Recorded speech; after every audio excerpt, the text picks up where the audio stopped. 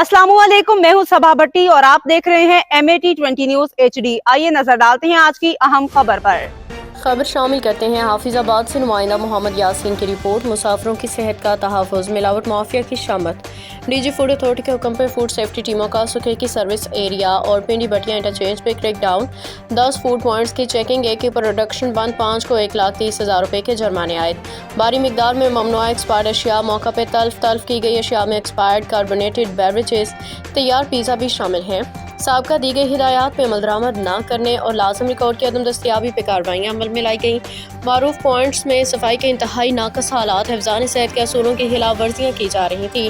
Freezers की इंतहाई खस्ता हालत, गोश्त और डेयरी अशिया इकट्ठी रखी पाई गई। मामूली नकाज पे 5 फूड पॉइंट को वार्निंग नोटिस जारी किए गए। स्टोरेज एरिया में फजलात और गलाजत की मौजूदगी पे मारूफ फास्ट फूड यूनिट की प्रोडक्शन बंद कर दी गई। एक्सपायर्ड बेवरेजेस डिस्प्ले में रखी पाई गई।